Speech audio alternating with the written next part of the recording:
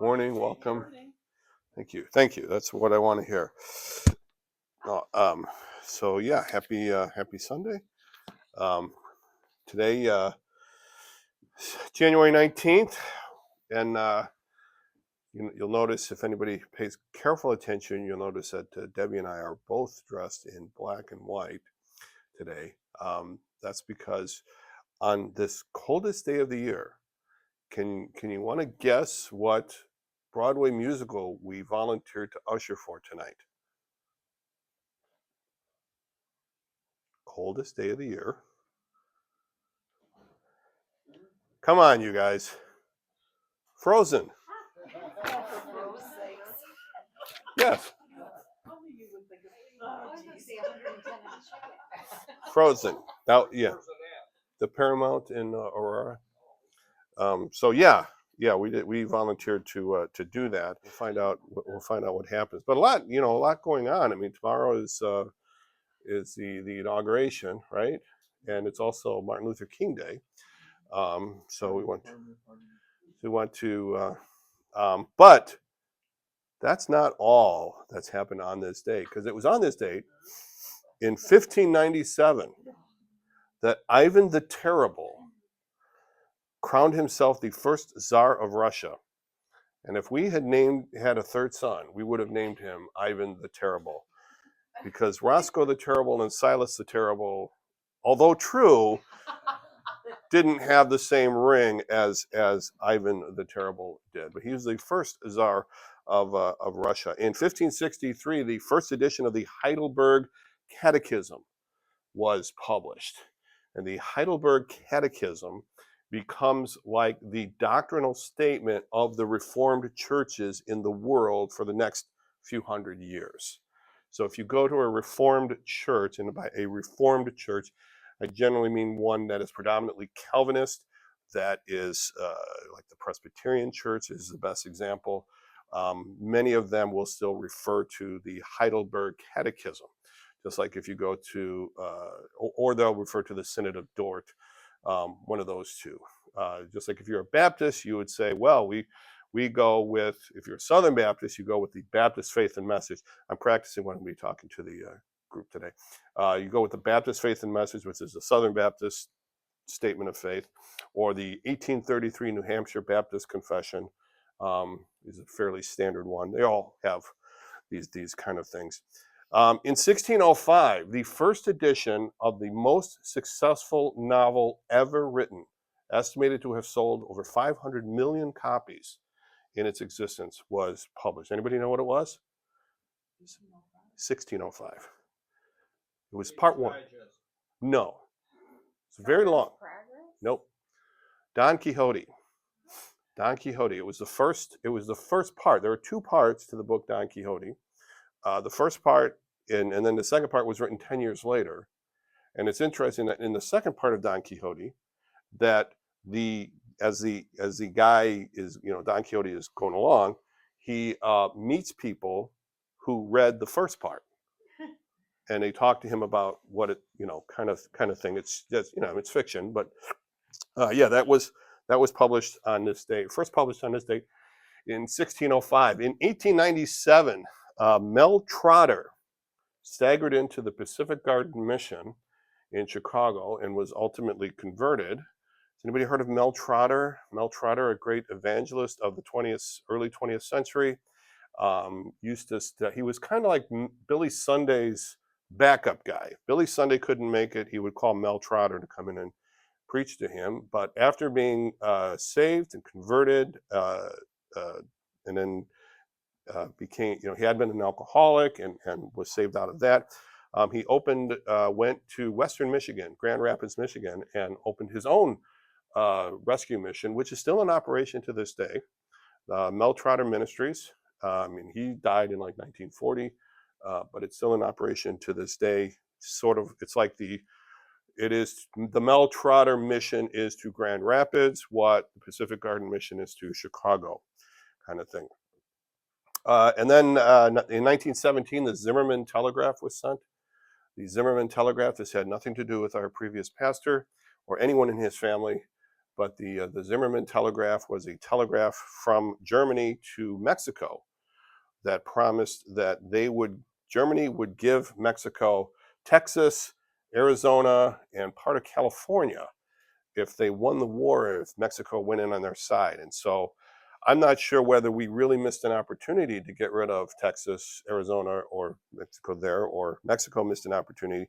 But it was found out Mexico did not come into the war against us, and it did turn the tide of popular opinion against Germany in that time. In 1922, the Hymn Society of America was formed. And this is interesting. This is 1922. It's 103 years ago. Was formed on this day, and they had two goals. Okay, this was 100 years ago. That was to improve the music of Protestant hymns and to create hymns relevant to contemporary life.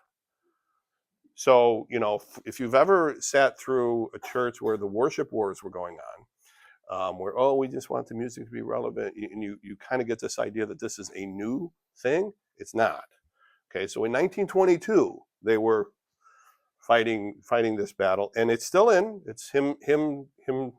It's just the Hymn Society now, but you can Google it. It's still out there, and they do a lot of like encouraging hymn writing and publishing of hymn writing as well.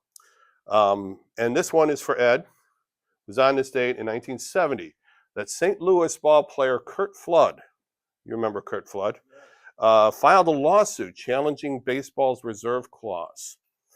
I believe, if I'm not mistaken, correct me if I'm wrong here, Ed, he lost the fight. It was one of those, he lost the battle but won the war. That he lost the court case. Or did he? No, did he win or lose the court case? As a result of this court case, within a couple of years, the baseball's reserve clause was eliminated. And thus, starting in about the mid-70s, we had the free agents, these guys who were signing for $316 million or 16. I think the Cubs just signed somebody $16 million for one season, signing as a free agent. So I'm, you don't know this, but I signed as a free agent to be a Sunday school teacher here. I'm paying close to $16 million for that job. No, I'm kidding. That's it. No. So that's it for today. Let's.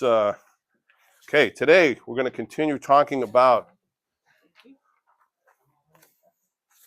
I think there's just one there.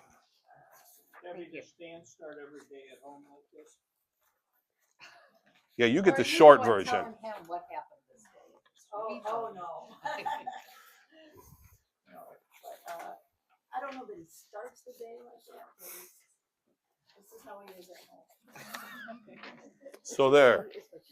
To watch a movie with him is to have the movie paused every now and then, so that he can explain anything historically related to the movie or the actors. Yeah, well, I want that.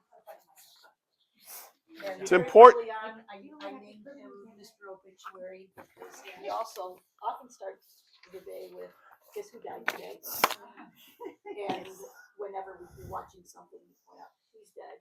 She's dead." Not always. So one day we were watching a movie that had Olivia de Havilland in it, and I stopped the movie and I said, "See her? She's still alive." She was like 100 years old. I don't know if she's still alive, but she's like 199, 100 years old. Quite old. Quite old. So, all right, the book of Samuel. We're in 1 Samuel chapter 21. In our last two sessions, we talked a lot about David and his relationship to Saul's family. If you remember in 1 Samuel 18, we found out that that Jonathan loved David as he loved himself, and Michal, Saul's daughter, loved David. And again, that is the only time in the Bible where we hear about a woman loving a man. And it's said twice that Michal loved David. We talked a little bit about that now last week in Samuel 19 and 20. We talked about how Saul's family was setting up stories and lying for David, telling stories for David so that David could escape. And it became pretty clear to everybody that Saul had it out for David, that Saul wanted David dead. Remember, we started last week saying in chapter 19 where Saul made obvious what everyone else already knew, and that is that he wanted Saul dead. I don't know if it was really much of a secret. I mean, you can hardly throw a spear at someone twice and not let people realize, ooh, wait a minute, there's some bad blood here, between these two guys. And so in chapter 21, we begin what some have pointed out as being David's time in the wilderness. So the next 9 chapters recount the story of David being chased by Saul. Okay, so we're David over the hill, over dale, in caves, out of caves. We're going to have all of those kind of things. And some see this next 9 chapters as symbolic of Israel's wandering in the wilderness. That just like Israel had to wander in the wilderness before God brought them into the promised land, David has to wander in the wilderness for a while, not 40 years, has to wander in the wilderness for a while before he can have his right be put into his rightful place there at the end. Now, the passage that we're going to talk about today has what's often referred to as a sandwich structure. And a sandwich structure is where you start a story, you stop the story, you tell a couple of other stories, and then you get back to the original story and finish that particular story. The best example of a sandwich structure that most of us are probably familiar with is in the Gospels. Matthew 9, Mark 5, Luke 8, that's the same. That's the woman with a 12-year issue of blood. Okay, so that's what happens in that story is Jesus meets Jairus, and Jairus says, my son is sick, come. And Jesus says, okay, let's go. And they go. And then the woman with the 12-year issues of blood, who I believe the way the King James translated it, had suffered at the hands of many doctors, which I always got a kick out of the way that sounded, but suffered at the hands of many doctors, stops him. He stops the event. He stops the group of people going up to Jairus' house. He has a scene with the woman who touched me, et cetera, et cetera. Then she's healed. And then somebody comes and tells Jairus, don't bother, your daughter is dead. And then he goes on and continues the story. And so this story in 21 and 22 has a similar structure. We're going to talk about a priest, Ahimelech, and then we're going to go start with that story, and we're going to end with Ahimelech. But in the middle, there's a couple of little things that come up. So, beginning with chapter 21, verse 1, David went to Nob to Ahimelech the priest. Ahimelech trembled when he met him and asked, why are you alone? Why is no one with you? Okay, so David leaves Jonathan alone, and I have no idea what that next A is supposed to be. Sorry, I do these things, and I think I need to right away fill it in. So fill in whatever you want there for the A. It's kind of that's a free one, So, and goes to Nob. Now Nob, and I'm not going to get into the the geography that's going on here, but it's basically within about a 15, 20 mile radius around Gibeah, the capital, what was acting as the capital of Israel at the time. Okay, so he leaves Jonathan, and he's alone. Okay, now this is important. He's alone. Okay, he's by himself. Okay, it isn't until later that he accumulates his army. He's by himself. Okay, and this causes Ahimelech to know something's not right, because David is not the kind of guy that travels by himself. Okay, because he's the king's son-in-law, he's a great ruler, or not a great ruler, he's a great warrior at that time. He usually leads an army, and to see David show up by himself indicates clearly that something is not right. Okay, and Ahimelech realizes that as well. But what's interesting, it says that Ahimelech trembles when he meets David, when he sees David come. Because my opinion is Ahimelech knows something is wrong. Okay? Ahimelech, interestingly enough, is a great grandson of Eli, the priest. Okay? He's a great-great-grandson of Eli. And if you go back to chapter 2, verses 32 and 33 of 1 Samuel, we remember something that happened to Eli. Does anybody remember what was said about Eli's family in chapter 2? None of them are going to live to an old age. That was the curse. Doesn't say they're going to be removed, but he says none of them are going to live to an old age. Now, how would you like to be in that family? You know, a male in that family. I just finished reading a book called the Bastard of Istanbul.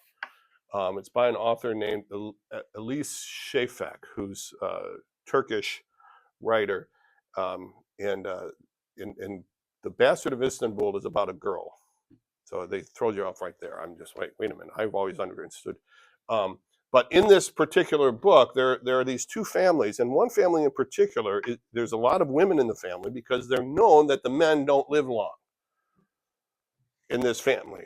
Okay, and in fact, that becomes a plot point at the end of the book. But that the men don't live long in this family.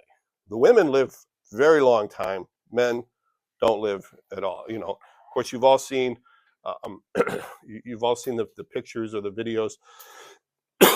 You know, reason why men don't live long, and it's some video of some guy doing something incredibly stupid. You know, something, and I have not been in any of those yet. I mean, it's of course apparently I know this is crushing to many of you. Apparently, the TikTok ban went into effect today. Yeah. So yeah. So the TikTok ban went into effect today. So I appreciate, you know, those of you coming out despite that sad day. It'll be back in a while. There's too much money involved. It'll be back in a while. But that's where you would see these videos of stupid things that men do. You know, it's things like, you know, dropping a frozen turkey into a boiling oil and having it explode and that kind of stuff. There's all kinds of fun if you like that sort of thing. But we know that Eli's family isn't going to last long. Okay, so maybe Ahimelech is, I don't know, maybe he's in his mid-30s. You know, he's old enough to be the priest, so he's got to be at least 30. So he's going to be, you know, maybe he's been there a while. He's 35, he's 40 years old. He's living under this curse, and all of a sudden David shows up by himself. Something's not right here, okay? Something's not right. And he knows it, and that's why he's trembling, okay? It isn't, this is a guy who's a priest of the Lord, so if he's one that would approach the high, you know, the tabernacle, this is a guy who would be in the presence, could possibly have been in the presence of God, and yet when he sees David, he trembles. Okay. The king, why is no one with you? David answered Ahimelech the priest, the king sent me on a mission and said to me, no one is to know anything about the mission I am sending you on. As for my men, I have told them to meet me at a certain place. Now then, what do you have on hand? Give me 5 loaves of bread or whatever you can find. Okay. David spins a tale for Ahimelech here. Okay, but the fact is, according to the text, David is alone. You know, it's interesting that, you know, there's a lot, we're going to get into the next passage where we're going to talk about David's description of his men. It's like he doesn't have any men with him. Okay, there's no indication that there's any men with him at this time. He's just telling, and if he was getting food for his men, if he had a group, 100 men with him or whatever the number would be, 5 loaves of bread isn't going to go very far. Okay, so he's by himself, but he's just telling Ahimelech a story. And Ahimelech is like, okay, sure, all right.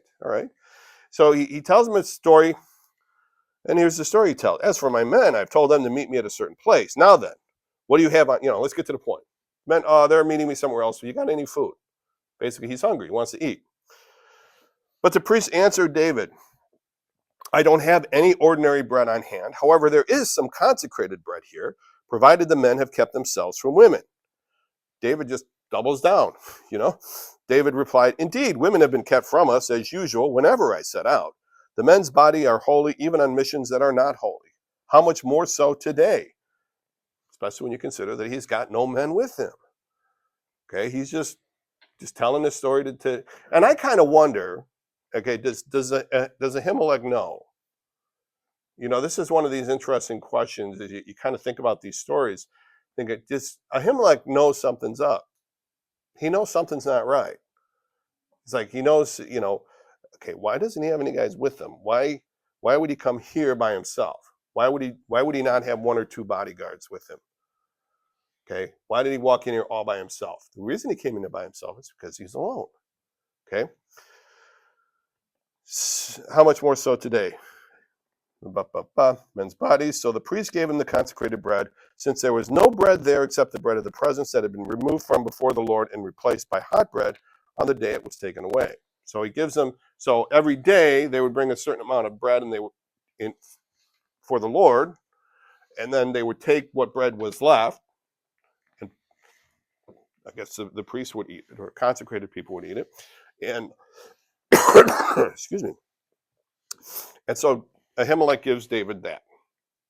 Okay. And and David takes his 5 loaves of bread. Okay. However, now one of Saul's servants was there that day, detained before the Lord. He was Doeg the Edomite, Saul's chief shepherd. Okay. So Doeg, one of Saul's men, a shepherd. It's interesting here. We've got David, the good shepherd, and here's Doeg, who's going to turn out to be not quite a good shepherd.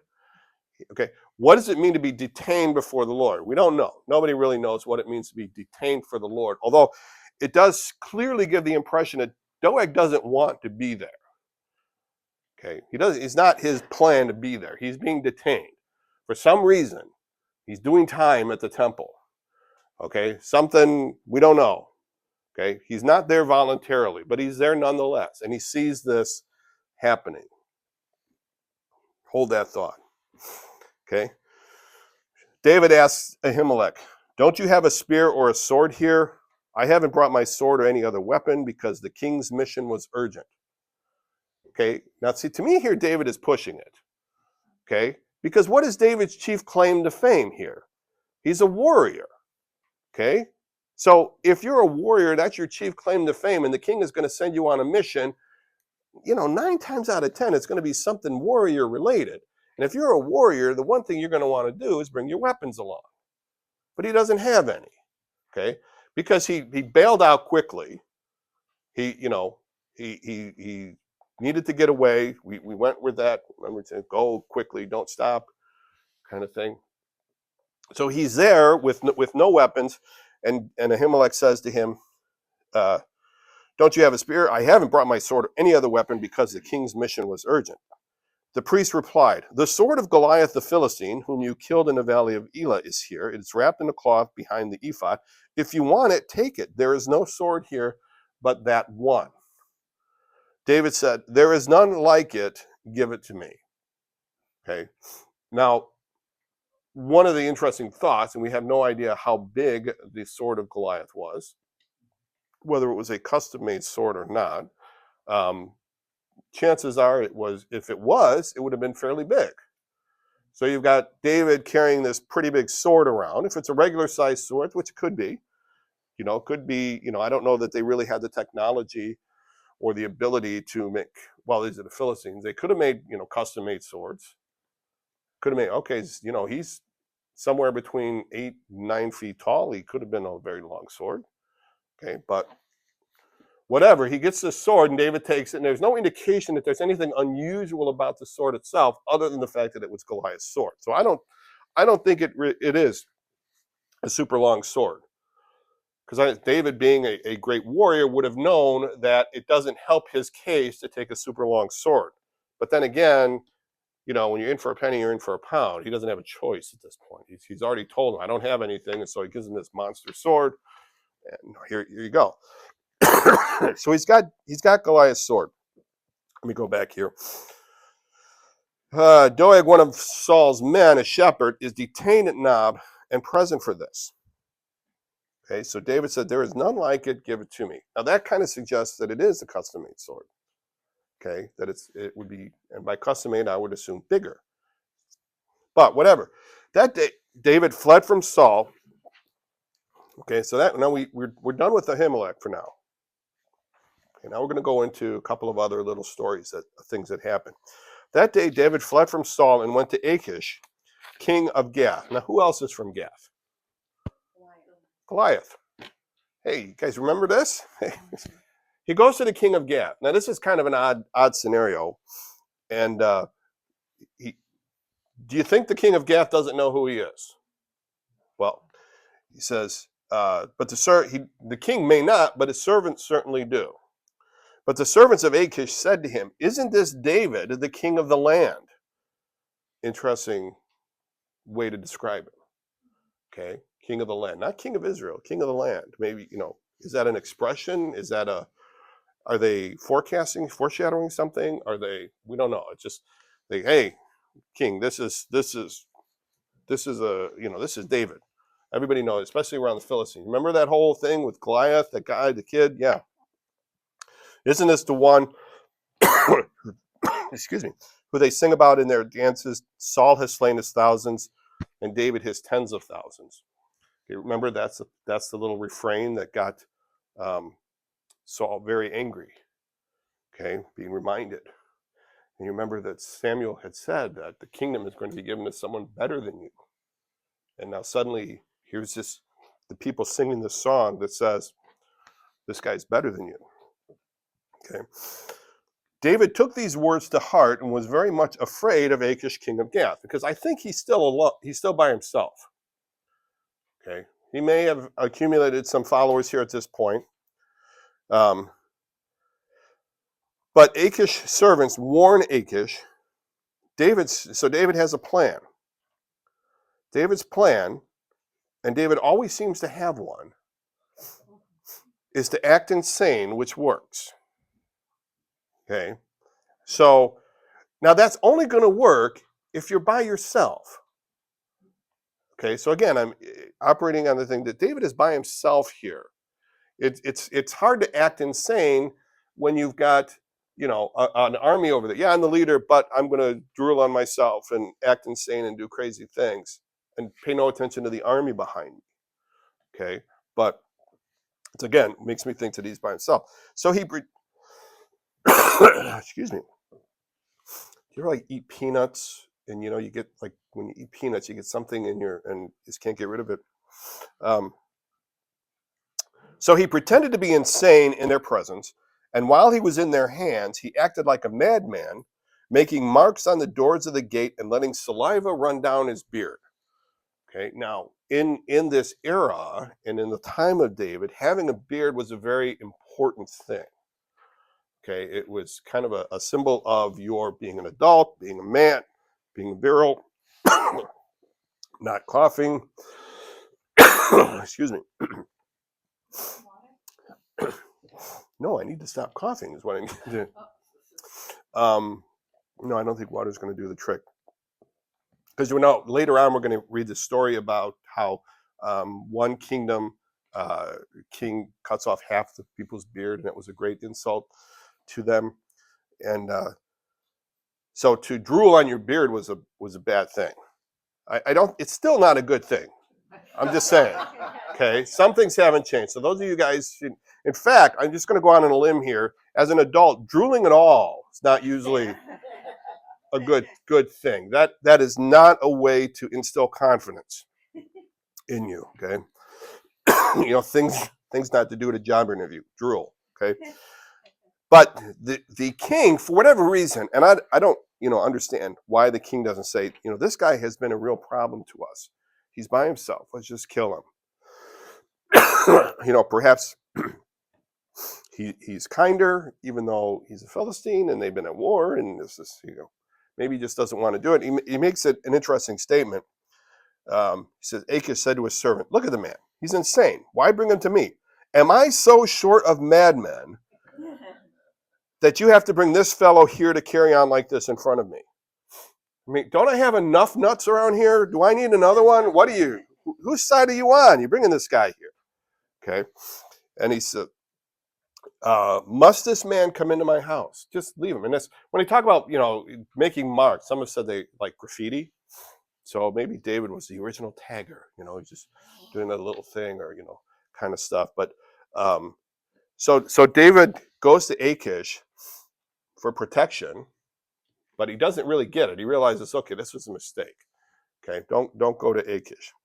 So David left Gath. I'm in 22. Let's see. David leaves Gath and travels to a cave. David left Gath and escaped to the cave of Adullam. When his brothers and his father's household heard about it, they went down to him there. Okay. Now, this isn't necessarily because they're tremendous supporters. It could be. But you also have to realize that as much as Saul disliked David, his dislike is going to transfer over to his family as well, because that's how it worked in these days. If you were a king and you needed to get rid of someone, you got rid of their whole family. That was just sort of the rules. So they were under threat as well. And so the safest place for them to be is with David. So here goes David with his 7 brothers. His father, his mother are down there at this cave. His father's house, and they went down there to him. Verse 2, all those who were in distress or in debt or discontented gathered around him. So now at this point, this is where David starts to accumulate his army. Okay, and it's interesting that he says, so David leaves Gath and travels to the cave of Adullam, where he gathers an army that includes all of his family. Now we know that at least 3 of his family, his 3 older brothers were soldiers.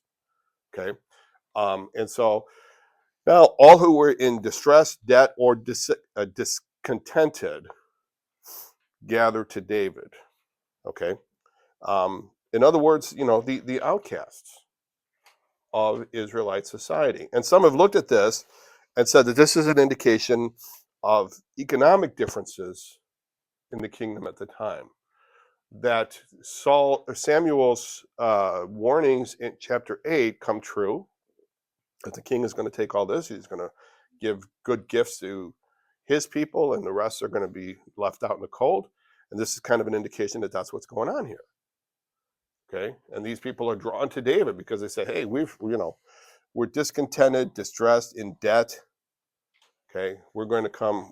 Maybe they've lost their land. Maybe they've lost whatever they have. So they're going to go meet with David. Okay, about 400 men were with him. Okay, and we're going to find out later that their families are with him as well. Okay, so it's not just 400 men. I mean, they just uprooted their whole family. So I thought about that. I said to Debbie years ago, hey, let's just uproot ourselves and go follow this nutty guy who drools on himself. And it didn't go over very well. So I can imagine the discussions in all of these households. But regardless, so David's got these 400 men there. His family is there. From there, David went to Mizpah in Moab and said to the king of Moab. Now, Moab is on the the east side of Israel. Would you let my father and mother come stay with you until I learn what God will do for me? So he realizes that his father and mother are probably quite old at this point and aren't going to be a whole lot of good in a fight. And so he goes to Moab. Now, why does he go to Moab? Anyone want to guess? Ruth is from Moab. So Ruth is Jesse's grandmother. I think right. So conceivably, he's got family there. Okay, there's a connection. He said, "Hey, you know what? He's descended from a Moabite. Can he stay here?" Okay, and in fact, David is ready to set up shop in Moab as well. Okay, because it says, so he left them with the king of Moab, and they stayed with him as long as David was in the stronghold. What the stronghold is, we don't really know. It's a fort, it's a castle, it's something, but it's in Moab. And I think David is ready to make that his base of operation, except in verse 5, chapter 22, verse 5, but the prophet Gad said to David, do not stay in the stronghold, go into the land of Judah. So David left and went to the forest of Hereth. Okay, so 2 things about this. First of all, David has a prophet with him. And we're going to hear about Gad a little bit later. He's going to be around for a while. So David has a prophet with him. Okay. And in fact, I think throughout throughout the book, we'll see David always has a lot of prophets with him, sometimes more than he'd like. But he has a lot of prophets seeking the Lord's will for him. But the prophet Gad says you can't stay in Moab.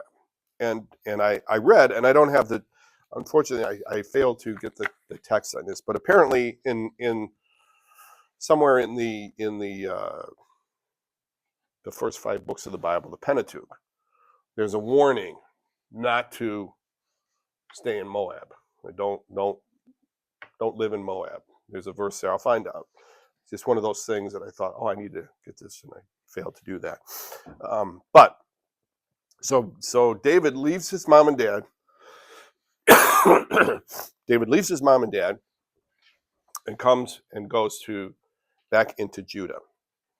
Okay, so David has left Jonathan. He's got bread, he's got a sword, he's got an army, he's got a location. All of those things his mom and dad are taken care of. His family is with him. He's in the forest of Hereth in Judah, which is where David is from. Okay, so now we leave David and we go back to Saul. Now we're back to the original story, the Ahimelech story. Now Saul heard that David and his men had been discovered. And Saul was seated, spear in hand. What could possibly go wrong, right? I mean, Saul is seated, spear in hand, under the tamarisk tree in the hill at Gibeah, with all his officials standing at his side. So this is Saul in his court. Okay, this is Saul and his administrative officials. This is his secretary of defense, his secretary of war. All of these guys are standing there with him. And he said to them, "Listen, men of Benjamin." Okay, so when Saul's looking out over his court, he sees a bunch of his tribesmen. Now, what did Samuel had warned that, hey, if he's going to give positions to his men, to his favorites, and the rest of you are going to be left out. Okay, he says, "Listen, men of Benjamin, will the son of Jesse give all of you fields and vineyards? Will he make all of you commanders of thousands and commanders of hundreds?" Okay, now this is what Samuel had said the king would do. Said he would take your sons, or he would take his favorites and give them fields.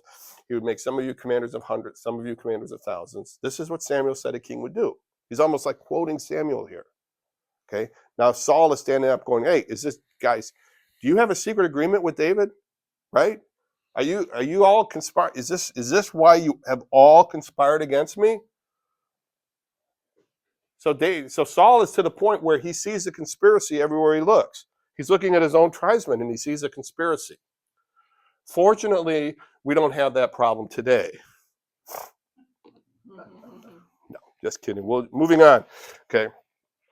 Is that why you've all conspired against me? No one tells me when my son makes a covenant with the son of Jesse. Well, apparently somebody did. But no one tells me when my son makes a covenant with the son of Jesse. None of you is concerned about me or tells me that my son has incited my servant to lie in wait for me as he does today. Now again, notice Saul can't refer to him by name.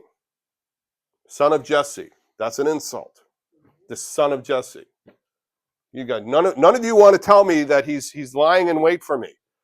All of you are you guys working with him?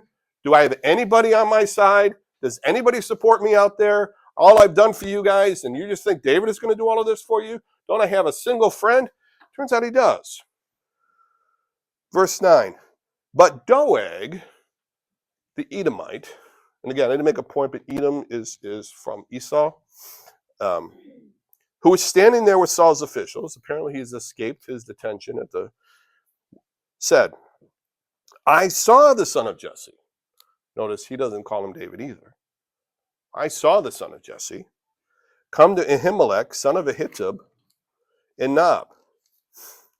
Ahimelech inquired of the Lord for him. He also gave him provision and the sword of Goliath the Philistine." Okay, so if we go back to the text, the original part of the story, we see that the text tells us that Ahimelech did two things. He gave him provisions, he gave him food, and he gave him the sword. That's all the text tells us that Ahimelech did. When Doeg is standing before Saul, he says he did three things. Okay, he gave him provisions, he gave him the sword, and he inquired of the Lord for him. Okay, He prayed for him. He prayed with him. He sought God's guidance for him. Okay? This is not a way to make Saul happy, to find out that this guy is doing this. Okay? Then the king sent for the priest Ahimelech, son of Ahitub, and all the men of his family, who were the priests at Nob, and they all came to the king, the whole family, all these other priests, all of them descendants of Eli. Okay. Saul said, "Listen now, son of Ahitub." Saul apparently can't use anybody's first name anymore, okay? Because this is your sign that Saul is in distress at you, okay? It wouldn't do a whole lot because I'm named after my father, so if you call me son of Stan, I'm like, well, yeah, that's what Stan Jr. means, but be that as it may. It says, Saul said to him, or listen now, son of Ahitub. Yes, my lord, he answered. Now, do you think Ahimelech knows what's coming? Yeah, I do. I think Ahimelech knows exactly what's going to happen. Okay, and his whole family knows that they're living under this curse, that none of them are going to live to an old age, because that's because of the sins of Eli. Okay, and the interesting thing here, and some of you already know how this story ends, so shh, don't break. But what's interesting here, and I think a lesson here is that sometimes there's more going on than you think. Most of the time when you think about this story, you hear this story, you think about, oh, bad Doeg. And he is, don't get me wrong, he's bad. Okay. But this is keeping up with the curse from Eli. Is kind of happening here as well. Ahimelech, Saul said to him, "Why have you conspired against me, you and the son of Jesse, giving him bread and a sword and inquiring of God for him, so that he has rebelled against me and lies in wait for me, as he does today?" Why did you do that? Why did you prepare him? Now he's out there to kill me. Why did you, so again, he's just assuming, okay, this is like the opening argument. Or maybe it's the closing. It's more like the closing argument, but he's just right at, why are you conspiring against me? He didn't know, tell me what you did. Just, why are you conspiring against me?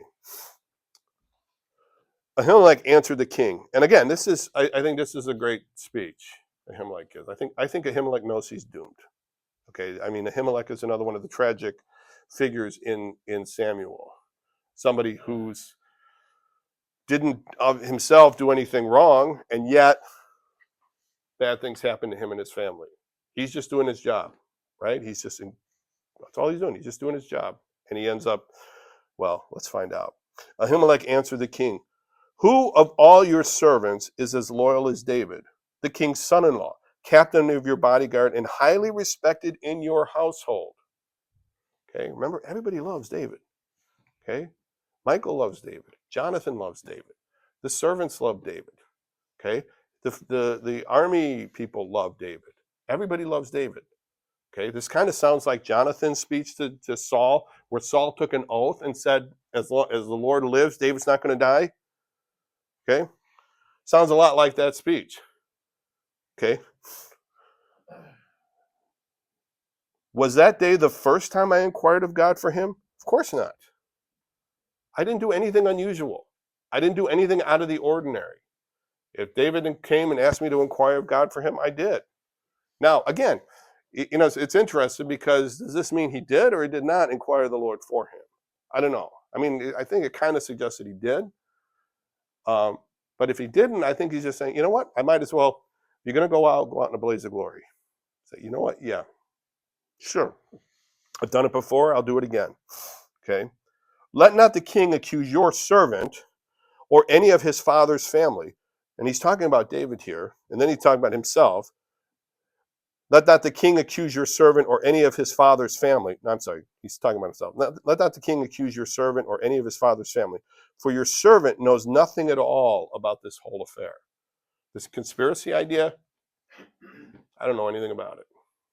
This is, it was a little weird that David showed up by himself, but, what am I going to do? Okay. But the king said, You will surely die, Ahimelech, you and your whole family. Now, if there's ever a point where you think, okay, where does Saul cross the line that can't go back? To me, I think it's right here. All this time it's like, okay, is there ever a point where Saul can reclaim himself? And I think after this, no. I think this is it. This is the point of no return. I mean, you're killing priests now. You're killing God's messengers. You're killing the people that stand in the presence of God. Okay, this isn't a battle. These aren't fighters. These are your own people. These are God's people, and you're just killing them. Then the king ordered the guards at his side, turn and kill the priests of the Lord, because they too have sided with David. They knew he was fleeing, yet they did not tell me. Okay, so Saul is like, hey, just turns to these Benjamins that he just was insulting, kill them. But the king's officials were unwilling to raise a hand to strike the priests of the Lord. This is a problem. Okay, now this is not the first time that Saul has given an order to kill someone and the people refuse. Okay, so that kind of gives you an illustration, an indication of the limited nature of the power of the kingdom. Okay, because you remember he had made an oath not to eat, and Jonathan ate. He said, well, surely as the Lord lives, Jonathan's going to die. And so he tells the guy, okay, we got to kill Jonathan, and the army's going, no, we're not. I don't think so. We're not going to kill Jonathan. And Jonathan lived. So now Saul says, kill him. Okay, so I'm sure at that point, Saul is thinking, is anybody on my side here? Do I have anybody rooting for me? As a matter of fact, he does. Okay. The king then ordered Doeg, the Edomite. Okay, so he's an Edomite. He's not an Israelite. He's got nothing to lose. He's got everything to gain. Okay. You turn and strike down the priests. So Doeg, the Edomite, turned and struck them down. That day he killed 85 men who wore the linen ephod. Now, I don't think he's alone, but maybe he is. I mean, they're not armed. They're priests. Okay. They used to have a sword, but they gave it to David. So, and there was only one of them. But he kills 85 of them. Okay. That's a lot of priests. That's a lot of people to kill. But he's not done. Okay. So Doeg the Edomite turned and struck them down. That day he killed 85 men. He also put to the sword Nob, the town of the priests, with its men and women, its children and infants, and its cattle, donkeys, and sheep. So one commentator pointed out that Doeg is now doing to the town of Nob what Saul was told to do to the Amalekites. So Doeg obeys and does exactly what he was told to do. Saul didn't. Okay. And so I think, there's a lesson here, and again, I'm not trying to spiritualize the text or anything. Not trying to spiritualize the text, it just comes naturally. That's a bad thing, by the way, spiritualizing the text. So, but, sometimes things happen for other reasons than you think. Okay, so, yeah, this is part of David's story, but it's also a part of Eli's story. Okay, so it's like, okay, that's, sometimes like, I mean, really, have you ever heard this passage talked about where people say, oh, by the way, this guy's cursed under Eli? We tend not to think about that. We kind of read that part in chapter 2 and forget about it. But no, that's just, and in fact, it isn't until Zadok, the priest, this is much later on. Zadok actually establishes another family when Eli's family is wiped out or completely eliminated. Okay, and then again, it also illustrates that your actions, people's actions, have consequences. That sometimes innocent people get caught up in this. Ahimelech certainly was just doing his job. Okay, Ahimelech made a decision, and as a result of his decision to just do his job, 85 other priests died. 84 other, math wasn't my strong point. 84 other priests died. Okay, so it's like, oh, I'm by myself. I'm just a lone ranger. No, you're not. Okay, your actions have consequences. Okay, so you've got this tremendous slaughter that takes place, it doesn't really end up doing Saul any good. It doesn't gain him any favors. It certainly doesn't gain him any fans. Okay, maybe it makes him feel good for a short period of time. Okay. But one son of Ahimelech, son of Ahitub, named Abiathar, escaped and fled to join David. He told David that Saul had killed the priests of the Lord. Then David said to Abiathar, "That day when Doeg the Edomite was there, I knew he would be sure to tell Saul." Okay, so again, remember, David was somebody that was in and out of Saul's house. He was Saul's son-in-law. He knew who the people were. And this being the chief shepherd, David being a shepherd, would certainly know who the shepherds were. He knew who the guy was. Okay. But I knew he would be sure to tell. I am responsible for the death of your whole family. David's like, okay, this is mine. But in fact, he is, but there's other things at play. Okay. There's this whole curse from Eli. Stay with me. Don't be afraid. The man who wants to kill you is trying to kill me too. You will be safe with me. Okay. So, where am I here? Ahimelech, where did I leave off? Ahimelech is summoned and he and all his family appear. Ahimelech defends all of his actions, in the end stating he knows nothing about any conspiracy against Saul. Saul orders that he and his family be killed anyway. Saul's servants refuse, but Doeg steps up to do the job. Doeg goes above and beyond, also wiping out the town of Nob. One priest, Abiathar, a great-great-great-grandson of Eli, escapes. So we're going to see later what happens to Abiathar. He's not out of the story yet either. Much later, 2 Samuel, he comes back. He's welcomed by David, who takes responsibility for the lives of his family. David tells the priest that the one who wants to kill you, meaning Abiathar, wants to kill me as well, which is, again, something that everybody clearly knows. Okay. Next time we see David, we're going to meet these times where David is pursued by Saul. We're going to have a couple of the examples of I think one of them in the cave where he spares David's life. So we'll do 23 and 24 next week, and then we're going to talk about David, Nabal, and Abigail, his next wife. He's picked up a wife in here somewhere. David picks up another wife in here somewhere, a woman named Ahinoam. But there really isn't a story. We just all of a sudden his wife Ahinoam. It's like, oh, where'd she come from?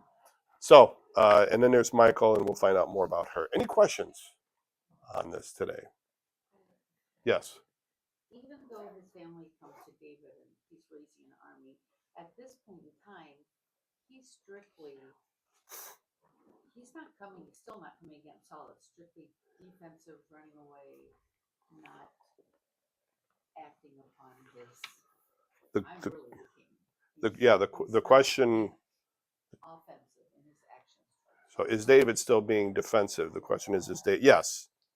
Yeah. In fact, I don't think David ever really turns offensive against Saul himself. He's just like, it appears, looking at the whole story, that David is willing to just live in a cave until Saul dies.